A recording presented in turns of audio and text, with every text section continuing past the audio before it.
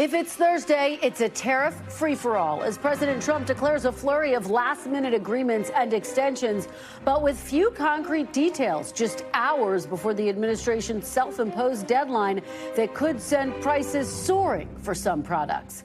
Plus, a political war over district lines as Texas Republicans move to gerrymander the state's congressional map to give Republicans 5 more seats in Congress as Democrats weigh a plan to fight back with a redistricting scheme of their own. And Republican voters in one of the most important battleground states weigh in on the Epstein Files saga and whether their support for President Trump and his administration could waver as the fallout intensifies.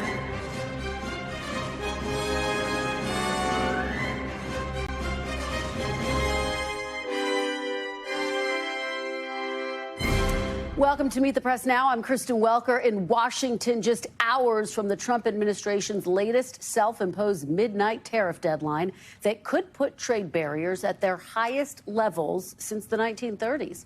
But enormous questions remain about the White House's actual willingness to follow through on its tariff threats as the president announces a flurry of so-called deals, but with few concrete details. White House Press Secretary Caroline Leavitt today echoed the president's insistence that tonight's deadline, which has been extended twice so far, will not be extended again. We promised that the president would negotiate with countries all around the world to cut tailor-made trade deals depending on those countries' challenges, how badly they've ripped off the United States of America and our manufacturing industry and our workforce in the past. And he has done that. So, yes, tomorrow, August 1st, the reciprocal rates will be going into effect.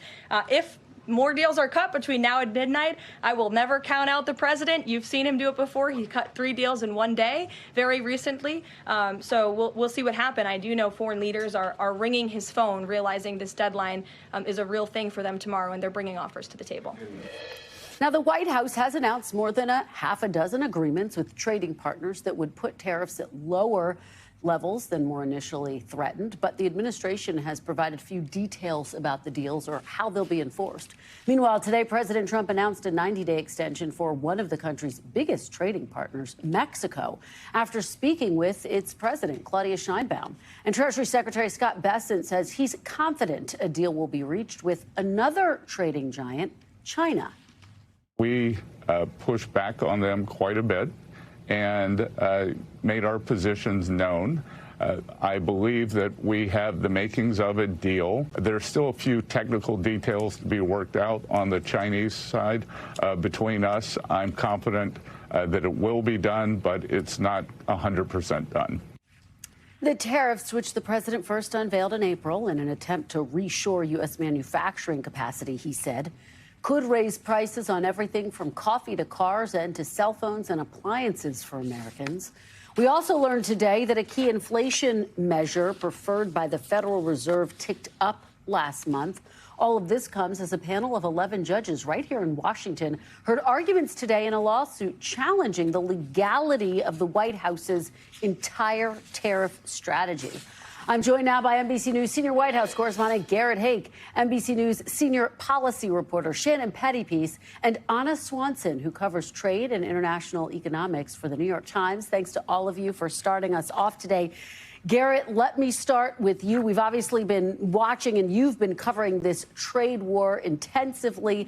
Which countries are in talks with the White House right now during these final hours before the August 1st deadline, Garrett? Kristen, despite how much the White House and the president likes to flaunt these negotiations when they're happening, the White House has yet to be able to clarify exactly whose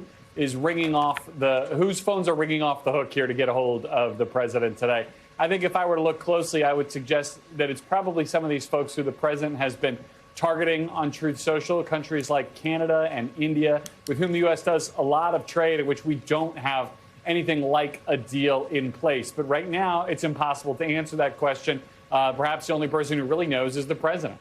Yeah, you're probably right about that. You know, he announced a 90-day extension for trade talks with Mexico, which was curious because he'd been insistent no more extensions, Garrett, as you know. Why, can you tell us, based on your conversations with sources, was that extension given to just Mexico at this point and not other countries so far? Well, the president outlines it in the Truth Social post, and I've heard the same from officials on the Mexican side, that this is a much more complicated negotiation than with some of these other countries because it's not just about trade.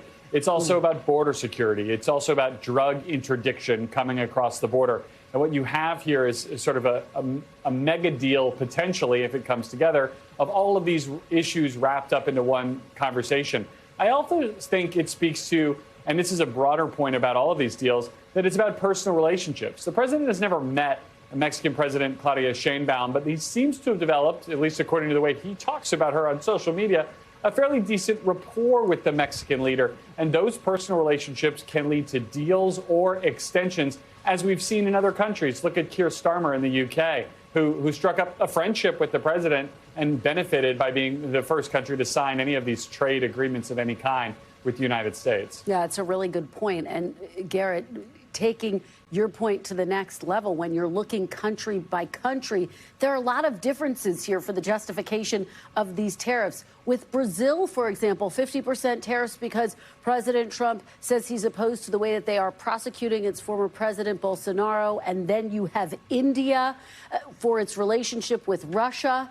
Break down some of these more unique situations with these various countries, and how does the White House fit that into the broader justification of trying to bring manufacturing back, for example?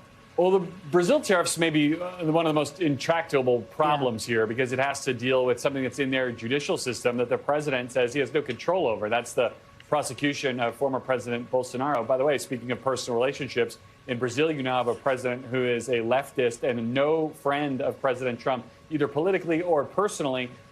It sounds petty, but these kind of personal relationships matter a great deal to this president. India is a more curious case because the president does have a bit more of a rapport with Indian Prime Minister Modi. There, he's talking about tariff, trade barriers that don't appear to exist. When the president says India has some of the highest tariffs in the world, that's just not true. Their effective tariff rate with the United States is something like 5%. To me, it is a bit of a mystery what's gone on there. It may have more to do with market access, and the president's just not talking about it with much specificity. Again, I do think these personal relationships are going to have a lot to do with when these deals ultimately get struck. And I don't, Kristen, put a lot of stock in the idea of tonight as any kind of real deadline. Yes, the duty collection will start, but the president and other officials have made it very clear they're going to be open to offers as long as his phone is on and working, as it often is. All right. Well, Garrett, we whipped around a good part of the world on that. Thank you so much for your great reporting, for starting us off. We really appreciate it. Shannon Pettypiece, let me turn to you now. We talked about the fact that there's this lawsuit against the Trump administration. What exactly are the plaintiffs arguing? Who are they? What's behind all of this? Yeah, well, this lawsuit's being led by a group of small businesses and states, including a wine importer who's come out and said that these tariffs would just be devastating for their business. And the argument they're making is that the president doesn't have the legal authority to put these country-by-country so-called reciprocal tariffs in place. The Constitution pretty clearly gives the power over tariffs to Congress. The president has tried to use a decades-old law, this Emergency Powers Act, saying that there is a national emergency when it comes to trade and trade deficits. And because of that, he has some sweeping economic authority where he can put these tariffs in place. The judges that heard this case, though, showed some skepticism about this. And the administration has already lost in a trade court, so they're appealing that decision here.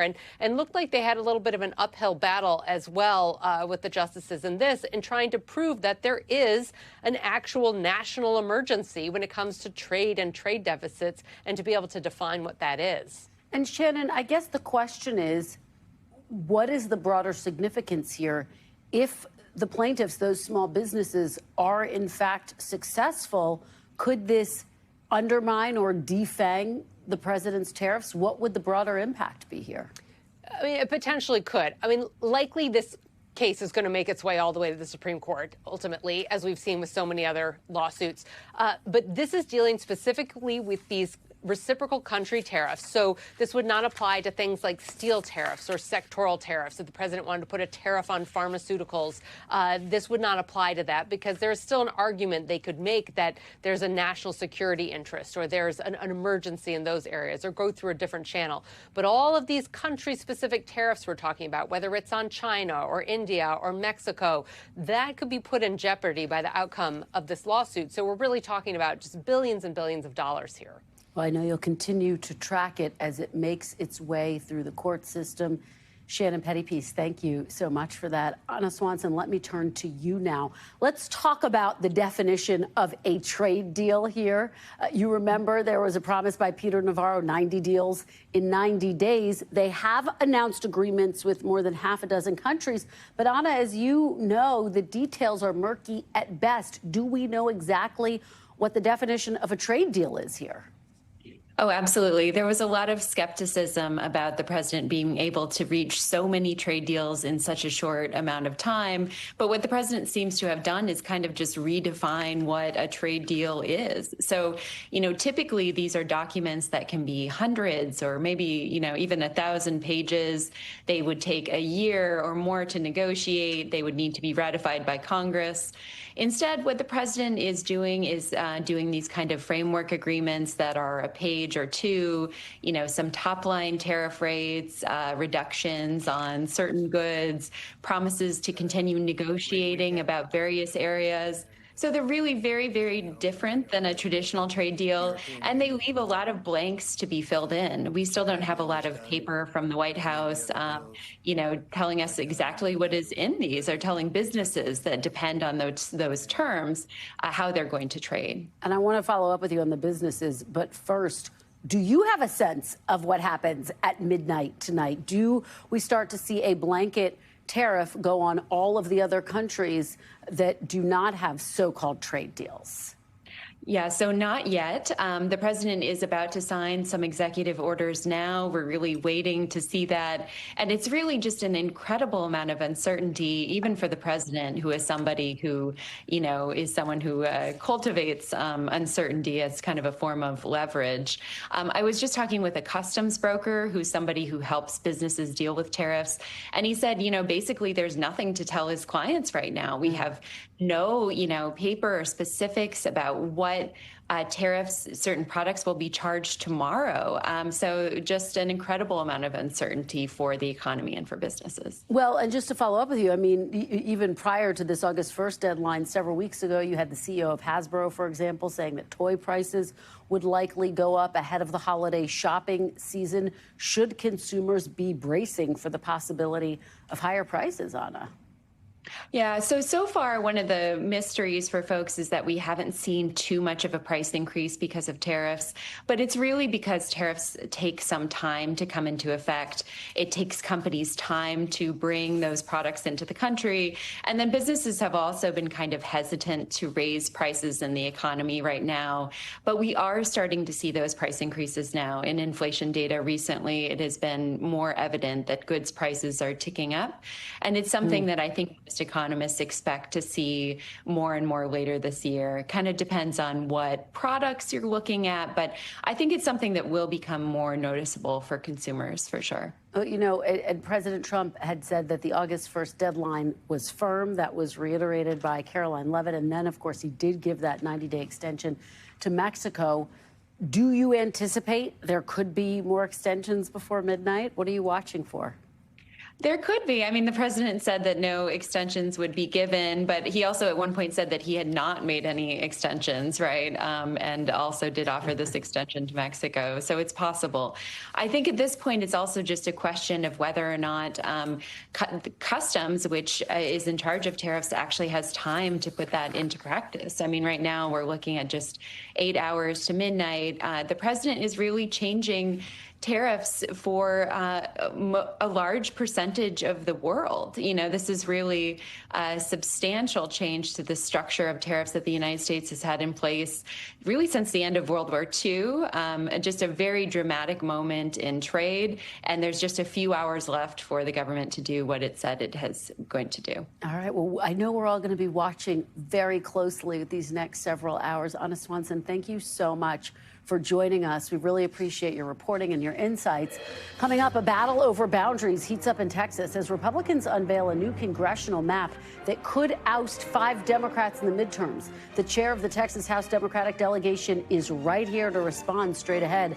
Plus, new fallout in the Epstein files saga as the family of an Epstein victim who died by suicide speaks out in response to President Trump's latest comments. Stay with us. You're watching Meet the Press now.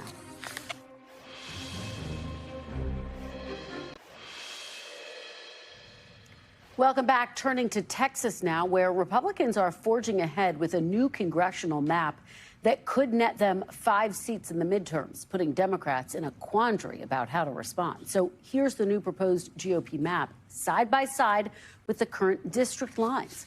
Based on the 2024 election results, which was a good year for Republicans, it would put all Republicans in districts that Trump carried by at least 10 points and give the party the chance to win up to 5 more seats.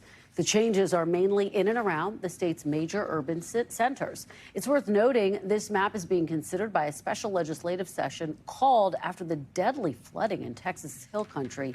And this mid-decade redistricting was requested by President Trump. House Democratic leader Hakeem Jeffries joined his Texas delegation today, slamming the move, but did not offer any specifics on how Democrats should push back inside or outside of the state. It shows you the bind Democrats are in, as many in the party have long called for politics to be taken out of redistricting, but now say they want to fight fire with fire. Case in point, former Attorney General Eric Holder, a longtime opponent of partisan redistricting, is now saying this, quote, "Our enduring commitment to fairness does not blind us to reality. We must preserve our democracy now in order to ultimately heal it. It is for this reason that we do not oppose on a temporary basis responsive actions to ensure that the foundations of our democracy are not permanently eroded." Joining me now with the very latest is Jeremy Wallace, political reporter with the Houston Chronicle. Jeremy, thanks so much for joining us. So let's dive right in. We've had you on before the proposed map was unveiled. What is your reaction to the new lines that you're seeing, the fact that we could be talking about 5 seats here? Yeah, absolutely aggressive. Far more aggressive than I expected. They went hard at the Hispanic communities in Texas. You saw that big map there. What's really important to know that it's the east end of Houston, it's the south side of San Antonio, it's the east end of Austin. Those are all very high growth Hispanic populations that are all being severed from their member of Congress and being shifted around. You see what the plan was from the very start. They're going to move those folks around into different districts, hoping that by refiguring all that, they're going to be able to squeeze those 5 additional seats out of the map. Now, are there areas where incumbent Democrats are being pitted against each other? Which districts are you watching most closely here? Yeah, up in the Dallas-Fort Worth area, Julie Johnson has been pitted against Mark Vesey. They both are in the same district right now. They're going to have to figure out what to do. Greg Casar, the young Democratic congressional member from Austin, he's been pitted against Lloyd Doggett, the dean of the Texas delegation. He's been in Congress for well over 20, 30 years almost. And then in Houston, the big one for us is Al Green. Congressman Al Green's been in Congress for 20 years. Y'all have seen him a lot. He's been fighting Trump, leading impeachment efforts. He interrupted the State of the Union address. He's one of the people who has been put into a district within the 18th congressional district, which isn't his own. So he's eventually going to have to run against an incumbent in there to maintain that seat if he wants to remain in Congress. Jeremy, I wonder, given that this is a special session in the wake of the deadly flooding there, are there discussions in Republican circles about the possibility, concerns that this could backfire? Oh, absolutely. There's a lot of concern out there. I have some reporting today on how there are Republicans who aren't very happy with these maps either. Think about the Republican members of Congress who just watched their districts get shuttled all over the state. We have one person, Congressman August Pfluger, whose congressional district runs from San Angelo, Texas, now all the way to Austin. That's, he's gotten that 250 miles, that he's now spanning to represent a bunch of people he's never represented before. He's got 300,000 additional constituents he doesn't know yet. And so there's going to be other Republicans who are in bad spots, too. They don't love these maps either. But here's the difference. They're not willing to speak up and fight what Donald Trump wants. Donald Trump wants these 5 seats. And we know if he doesn't get these 5 seats, he will take it out on the Republicans who stand in his way, right? And so they're all kind of remaining pretty quiet in this process, even though I can tell you a lot of them aren't very happy with the map they saw yesterday. Well, it's pretty fascinating reporting, Jeremy. So tell me what the discussions are inside Democratic circles. What specifically do Democrats, and I'm going to discuss this with my next guest as well, but what do Democrats think they can actually do about this? Is there a way that they can block Republicans in the courts? They're going to have to rely on the courts ultimately in the end on this to try to get. They have time on their hands, potentially. It's like, look, this is being done so quickly and so fast. One of the options they have is they could flee the state of Texas, which would result in what is called a quorum break. That means there will not be enough members of the Texas legislature in Austin to conduct any official business. That could temporarily delay passing a map. So that could get them another 30 days, maybe into August, maybe into September before they would get one of these maps approved. So that's one of the options, but there's so much disagreement. Like, the Democrats, they're like, cats in a room fighting at this point. Yeah. They're not sure. Some want to leave the state and break the quorum. Some don't and want to try to negotiate a better deal. So there's a lot of, argument within the Democratic caucus that needs to get worked out. Nobody really wants to talk about that too much within the caucus. We ask questions about who's willing to go, who's ready to go, and not anybody's giving us a clear indication what they want to do with that right now. Well, Jeremy, it's just fascinating to hear your reporting. Thank you so much for joining us. Please come back soon as we continue to track this story that will be critical in the midterms. We really appreciate it. And joining me now is thank you. Joining me now is Texas Democratic Congresswoman Lizzie Fletcher. Congresswoman, thank you so much for joining us. We really appreciate it. Thanks, Kristen. I'm glad to be with you. Well, we're really glad to have you. Let's start with your event with Leader Jeffries today. Both of you saying, look, there are a lot of ways to fight this new map. I'm curious, what do you think is the best strategy? How do you see this fight playing out? Well, I think there are a couple of things, Kristen, and I'm really glad that you're covering this because one thing that I said earlier today, and it's hugely important, is that people need to know what's happening. And the governor just added this issue to a call for a special session of the legislature. Our legislature had already adjourned for the year. They meet every 2 years, and they were done. So he's called them back for a special session, and he did it after the terrible flooding in the Hill Country here in Texas. He added it about 10 days ago, maybe 2 weeks now, and a lot of Texans don't even know this is happening, right? And so part of what we need to do is make sure people know, because what we're seeing is that when people know, they are speaking out. There have been field hearings in Houston, in Dallas. There's a hearing in Austin, and there have been thousands of Texans showing up to show their opposition. And I thought it was interesting what Jeremy Wallace just said, that a lot of people are speaking, but it's not the Republicans. But even the Republicans I've seen who've testified don't like it. That's citizens, not elected officials. So making sure people know is important. And then our friends in the Texas legislature have a lot of different tools. We need to make sure that every option's on the table and that they are able to make the right decisions of how to respond on the floor in real time as this process moves very quickly. Yeah, it sure is moving quickly. There's so much focus on Texas, but some Democrats are also looking outside of Texas to counter those maps. I want to play what Democratic lawyer Mark Elias said yesterday and get your reaction on the other side. If they take 5 seats, we're going to put 30 seats on the table. Right? Because they need to understand that there will not just be parity if things go against them. When people say to me, don't bring a knife to a gunfight, I don't even want to bring a gun to a gunfight. I want to bring something more than a gun to the gunfight. Right? I want to bring missiles to the gunfight. Congresswoman, do you agree with him? Do you want to see Democratic-leaning states use the same tactics as Governor Abbott and Texas Republicans? Well, I think, I would prefer for Texas not to be doing this, but we don't get to live in a world of what we would like to be happening. We have to operate in the world of what is happening. And what we see is that Texas, despite the objection of Texans, is moving forward very quickly with this plan. And so I do agree with Mark Elias and with Attorney General Holder that we cannot fight a different fight. We cannot be doing things under different sets of rules. And that's what we've set up here. And so I do think it's important for us to engage meaningfully at this moment, and also think about long-term reform, because what you see is Democratic states have implemented fair maps, have implemented independent commissions, have done all kinds of things for fairness, and states like mine have not.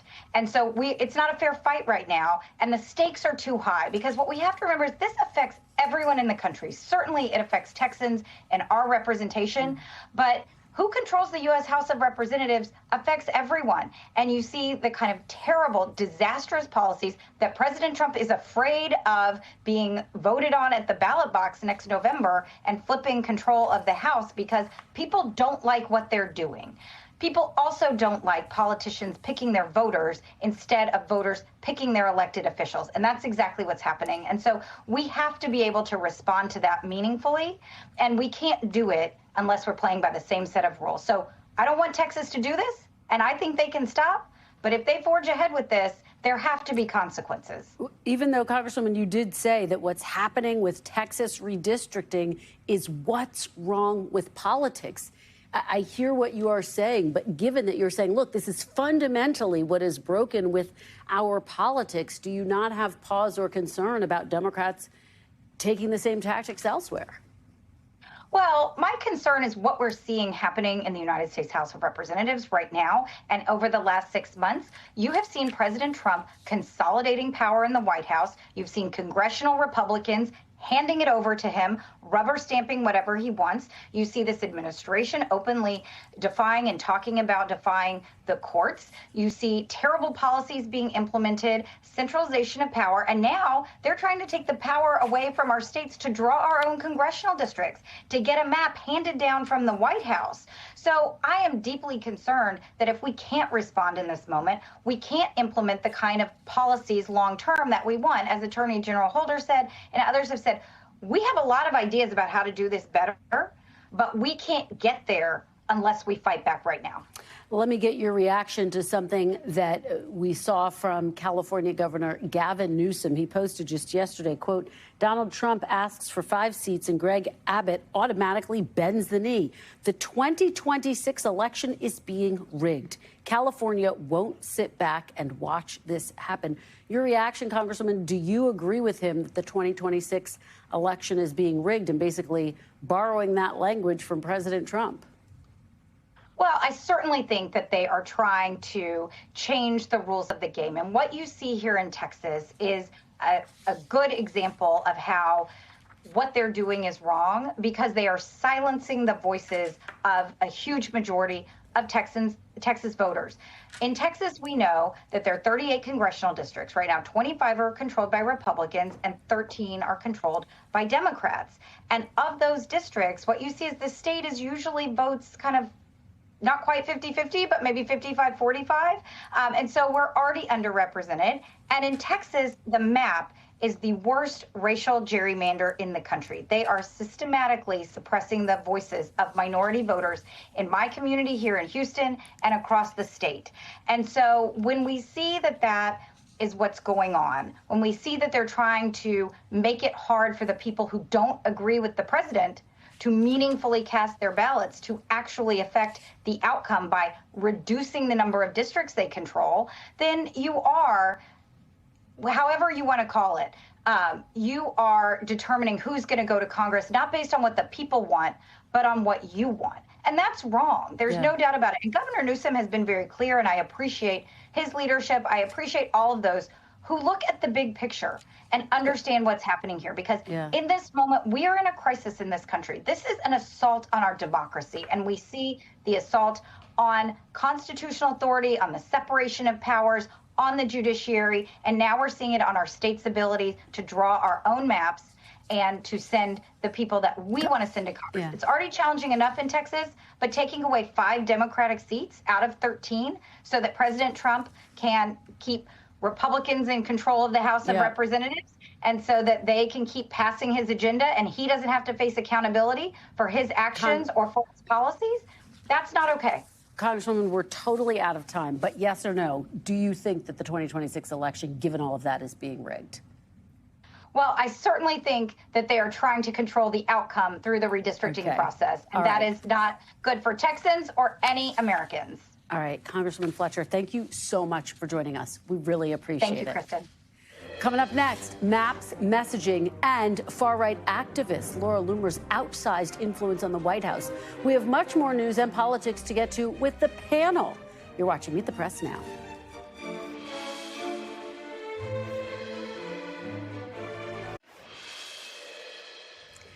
Welcome back. Joining me now is our panel, Leanne Caldwell, chief Washington correspondent for Puck, Cornell Belcher, Democratic pollster and an NBC News political analyst, and Republican strategist Matt Gorman. Thanks to all of you for being here. Leanne, I want to start off where we left off with Congresswoman Fletcher. She had some very firm words to say about the Republicans' redistricting plan in Texas, walked right up to the line of what we heard from Governor Newsom. He said the Republicans are trying to rig the 2026 midterm elections. What did you make of what we heard from her? Yeah, well, another senator that I spoke with earlier this week said that Republicans are trying to make a permanent majority in any way that they can, and going to this mid-decade redistricting. And so this is something that has really ignited a lot of passion from Democrats in a response. Remember, Democrats for so long had been trying to make a nonpartisan redistricting, Democratic states moving towards independent commissions. Republican states were less willing to do that. And so now Democrats are saying, look, we're going to fight fire with fire, and we're going to do everything we can to fight back and do the same thing that Republicans are doing. Cornell, what's your take on that? You are hearing the language from Gavin Newsom, quite frankly, using President Trump's language, saying 2026 midterms are going to be rigged. And you have Eric Holder saying now is the time to make change. He used to be opposed to this type of redistricting. He's changing his tune. Well, the former Attorney General, and when the former Attorney General comes out with this sort of language, it's a big deal. But also, Kristen, what's happening is a big deal, right? This is unprecedented. This is corruption right in our faces. When you look at look what Newsweek was reporting, why are they doing this? Because they're trying to thwart a bad upcoming election. And why are they going to have a bad upcoming election? Because they're pushing policies that are not popular and most people don't want. So now they're trying to rig the system. I know you asked the Congresswoman a couple of times is about the rigged system. Yes, the system is rigged. I mean, it's already rigged, and they're trying to rig it even more. Look at what Princeton's gerrymandering report came out with and said, look, the Texas districts are already pretty rigged, right? They're already getting a huge advantage. And below that, you have the state legislative districts in Texas are also rigged. So they are trying to determine an outcome. We already have 85% of the seats in this country, as you know, are not competitive at all. And what are we going to have? 90 seats in this country not competitive at all? We're shrinking the ability of the American people to have a say in their government. And whether you're a Democrat or Republican, that should concern you. Matt, Cornell saying this is corruption, pure and simple. What is your response to that? And how do you think Republicans are going to respond? Well, Princeton should look at its own backyard for having about 45% of the vote in New Jersey go for Republicans. We have 3 congressional seats. Texas Republicans get about the same percentage as Illinois Democrats. We don't even have a close proportion that Illinois Democrats do. Maryland, Connecticut, I can go on. And the independent redistricting that Gavin talks about is an absolute joke. So, look, we will have these seats, most likely 5. If Gavin wants to try and, do whatever he does in his state, it's going to be quite a process. But I don't even want to hear it because after years of having to sit through Illinois, Maryland, and other states, we are getting fair maps. And Lizzie Fletcher is also a beneficiary of that. When in 2018, that was a toss-up seat. It's now over 12 points towards a Democrat. Now, she should be thanking her lucky stars she doesn't have a competitive race because of that same redistricting. Matt, there's no way you can make the argument that what's happening in this country is fair. And you can, the same-ism from state to state. But what we also know right now is that Republicans do have, all the facts point, Republicans do have a built-in advantage in gerrymandering. And what you're simply right now is coating over the politics of the let's do this even more. Let's gerrymander this even more. At some point, Matt, you have to pull back from it. You can't attack the other party and for gerrymandering and following what you're doing. What you see happening right now is because Republicans have gerrymandered. No, we're following you guys. You guys have done it. And you want to talk about Adam Kinzinger? He's on cable news all the time. Only reason he's on cable news is because he doesn't have a seat because he was redistricted. We're following the lead of Democrats. You guys have been doing this for the last 10 years. And in 2018, 6 6 months. I was at the NRCC 6 months before Election Day. You guys redid the congressional seats in Pennsylvania. That's why Ryan Costello doesn't have a seat anymore, and a ton of others. Well, we can fact check this, right? Yeah, right now, let's fact check this. It's not even close to the advantage that Democrats get from gerrymandering as Republicans. Not even close. Well, very quickly, and we might have to dip into the president, by the way. Yes, we are going to have to dip into the president. Apologies, guys. Hit the pause button. Let's listen to President Trump. He's taking questions. Private donations. It's a private thing. Yeah, I'll do it, and we'll probably have some donors or whatever, but it's about $200 million. So we've been planning it for a long time. They've wanted a ballroom at the White House for more than 150 years, but there's never been a president that was good at ballrooms. I'm really good. In fact, I looked at one that we just built in Turnberry in Scotland, and it's incredible. We're good at building. I'm good at building things, and we'll get it built quickly and on time. It'll be beautiful, top of the line. We've retained the best architects and engineers, everything else. It'll be built over on the east side, and it will be beautiful. It'll be views of the Washington Monument. It won't interfere with the current building. It won't be. It'll be near it, but not touching it, and pays total respect to the existing building, which I'm the biggest fan of. It's my favorite. It's my favorite place. I love it. But they've wanted it, and you know, when they have big events, you entertain the president of China or the president of any place, and you have big crowds. They've always had to get a tent. And you've probably been to some of them, Bobby. When it rains, it's a disaster. And the tent's 100 yards. That's more than a football field away from the main entrance. And people are slopping down to the tent. It's not a pretty sight. The women with their lovely evening gowns, all of their hair all done, and they're a mess by the time they get. And they've always wanted to have it. And I said, you know, in the first term, I said, you know, if I get another shot at this, I'm going to do a ballroom. I was pretty busy in the first because I was running the country, and I was also fighting for survival with all of the lunatics I had to beat. But it worked out, obviously, it worked out very well because here we are. But I always said I was going to do something about the ballroom because they should have one. So we'll be leaving it. It'll be a great legacy project, and I think it'll be special. You saw some renderings of the initial. I think it'll be really beautiful. No government dollars at all. No government dollars, no. Week between this executive order, trade, Russia, Gaza, but also the family of Virginia Giuffre released a statement overnight in response to some of the comments that you made this week. You said that Jeffrey Epstein stole people from Mar-a-Lago. At the time, did you know why he was taking those young women, including Virginia? No, I didn't know. I mean, I would figure it was ABC fake news that would ask that question, one of the worst. But no, I don't know really why. But I said, if he's taking anybody from Mar-a-Lago, he's hiring or whatever he's doing. I didn't like it, and we threw him out. We said we don't want him, you know, at the place. This is a story that's been known for many years, as you know. But it's, I didn't like it that he was doing that. Yeah, please. If Canada moves forward with the Palestinian state, say it again. If Canada moves forward with recognizing the Palestinian state, is that a deal breaker for you? Well, we're going to see. No, I didn't like what they said, but you know, that's their opinion. I didn't like that. Not a deal breaker, but we haven't spoken to Canada today. He's called, and we'll see. But we have made a few deals today that are excellent deals for the country. You know, we're taking in literally trillions of dollars for the country. This is making our country very rich and respected again.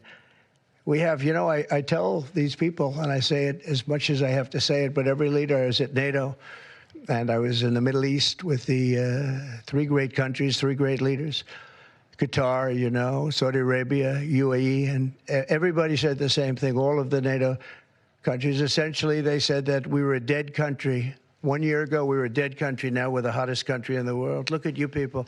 We're the hottest country anywhere in the world. We're doing great. Yeah, do you have a... Canada currently. What's the holdup with the negotiations with Canada? Well, they have to pay a fair rate. That's all. It's very simple. They have been charging very, very high tariffs to our farmers, some over 200%. And they've been treating our farmers very badly. They've been treating our country very badly for years. And look, we like Canada. I love Canada. I have so many friends in Canada.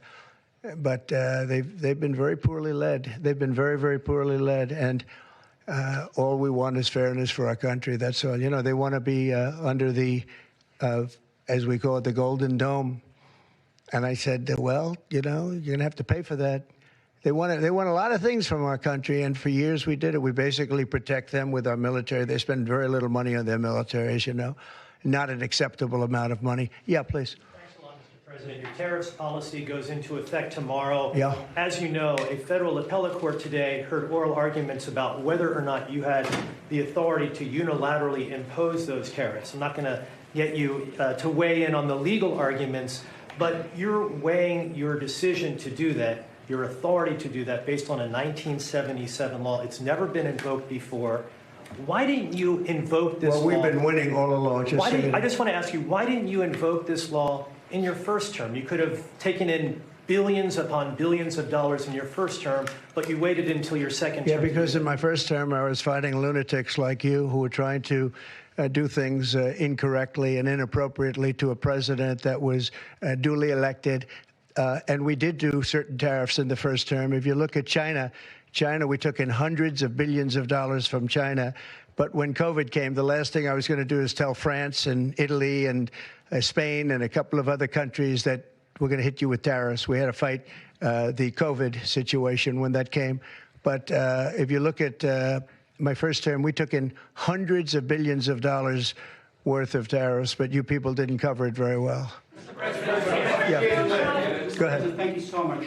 I'm representing the foreign poll today. I'm asking you two questions on foreign policy. The first one, do you plan to re-engage diplomatically with Iran, go with direct talks with them, or are you happy with the current situation, having no deal with Iran? Well, Iran has been acting very badly. They were decimated. Their nuclear capability, that potential, which could have happened within 3 or 4 weeks, was decimated. It's been obliterated. The Atomic Energy Commission said the place is just decimated. Now they can start again, but they'd start in different sites because they were hit. I tell you what, the job these pilots did with their B-2 bombers, those unbelievable machines, they traveled 36 hours without stop. And they hit every single target. Every bomb hit they went right down the chutes. And then, as you know, we shot 30 rockets from submarines that were hundreds of miles away, and they hit every target. So they can start again, but they haven't been saying the right thing. I will say Iran has not been saying the right thing. They have not been speaking nicely, and they should be. Yeah, please. President Powell not lowering interest rates again. Many people say that he's playing politics with the futures of millions. Well, he is. We call him Too Late. He's Too Late. It's his new nickname. It's Too Late Powell. He's terrible, the Federal Reserve Chairman. Not only that, he's building a building. He's at $2.9 billion. It's actually 3.1 if you include other areas that are essentially the same thing. Way over budget, has no idea what he's doing. And I would say he's probably good at that compared to what he does with interest rates. But, you know, we have him there, and it was a mistake. I put him in, and then Biden extended him. And Biden only extended him because he knew I couldn't stand him. And that turned out to be not a good thing for Biden. Although he did lower interest rates just prior to the election. Didn't work out too well for them. But he did lower them pretty substantially just prior to the election. No, he's a political hack, not very good. He's not a smart guy, Brian. Mr. President, sports fans have been very supportive. If you go back to the original names of Cleveland Indians, the Washington Redskins. Oh, I love that. I love the sound of that. Well, I do the Washington Redskins. I think they should do it. I told the mayor and I told people that they should bring back the name. If they bring back the name, you'll have a lot of excitement. And, I mean, Cleveland Indians, how about that? That was an original franchise, 1903 or something, 1906, an original, the Cleveland Indians. And what do? They changed the name from Indians. What's wrong with the word Indian? You know who is upset about it? The Indians are upset about it. They're upset about Redskins, too. So Redskins, I guess you'd say it was a little bit lesser of a case, but people want to see the Redskins, and the Indians want to see the Redskins back. No, I recommend it. I was asked that question the other day. The Washington Redskins, it's a fabled franchise. And now, I don't even know what the hell their last name is. What are they to Commanders or something? Is it Commanders? It's not a good name. About President Biden, sir. About President Biden, sir. May I ask you a question? Wait a minute. No, not you. You. Mr. President, Kamala Harris, as you know, is not running for governor of California. She's not going to do it. What do you see in her political future, sir? Well, she can't speak. She can't talk. She can't do an interview. I thought it was a very strange campaign that we had. But, you know, I had two of them. We were up by like this massive number of points on Biden, and they said, let's change to Kamala. Nobody knew who Kamala was. Nobody knew her last name, Harris. They said, we're going to get Vice President Harris. Everyone said, who the hell is Harris? They only knew her by the first name. But no, I thought she was a terrible candidate. Look, don't forget, she didn't really get the nomination. I mean, that whole nomination was strange. She was the first one out. You know, she took a good amount of points with her when she announced, but nobody knew her. And once they got to know her, she dropped out very shortly after she started. And she started with a pretty good, you know, she was like in second or third place. But I don't know. I mean, I wouldn't call her a skilled politician. Would you? She's also coming out with a book. Any plans to buy it? I don't know. I think I'm going to buy it. I'd love to see it. No. I'd find it. Look, I find everything in politics interesting. I sort of enjoy politics.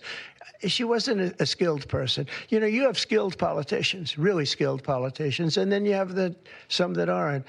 And she was put in a very tough position, I think. She did have a 6-week honeymoon. They were told me, the pros said, you know what, she's going to have a 6-week, and she did. She was like untouchable in terms of everybody thought great. But she didn't do any interviews or anything, which was strange. Not even friendly interviews with friendly reporters like her right there, a really friendly reporter. And you know what happened? People said, what's wrong with her? Why isn't she doing? She made a mistake. She should have done interviews. She didn't run a great campaign, but we beat Biden, and then we had to beat, nobody's beaten two. I had to beat two. That's like Dana White, the great Dana White has a fight, and he has a fighter that's getting the hell knocked out of him. They say, well, let's take him out and put somebody else in. Didn't seem fair to me at the time, but where are we? We're in the White House. So, I mean, you know, so it worked out. If I can answer a very serious question here. Russia today hit Kyiv with missiles and drones, more than 100 people, kids. I think it's disgusting. Russia, I think it's disgusting what they're doing. I think it's disgusting. This is Biden's war. It's not my war. But I said if I get in, I'll try and get the thing stopped.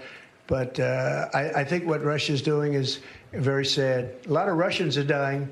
You have a lot of Russians. More Russians are dying. But Russians are dying. Ukrainians are dying. You know, the United States isn't really involved in that war. It shouldn't be. And by the way, I made a deal with NATO where NATO pays us for everything that we send. We send them ammunition, missiles, etc. And we're not paying anything for that war. But I will tell you this. It should be stopped. It's a disgrace. And the ones that are dying are they're losing 7,000 now. It was 5,000.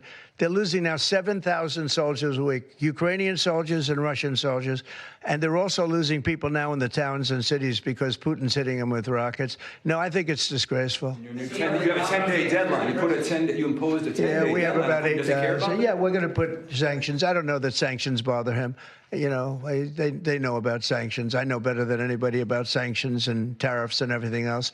I don't know if that has any effect, but we're going to do it. Europe is extremely upset. But this is a war that should have never happened. This is a war that wouldn't have happened if I were president. And this is Biden's war. This was a stupid war to get into. Should have never gotten into this war. Traveling to Israel. Yeah, going to Israel, and then he's going to Russia, believe it or not. Representative Marjorie Taylor Greene has said that what is occurring there is a genocide. Do you agree?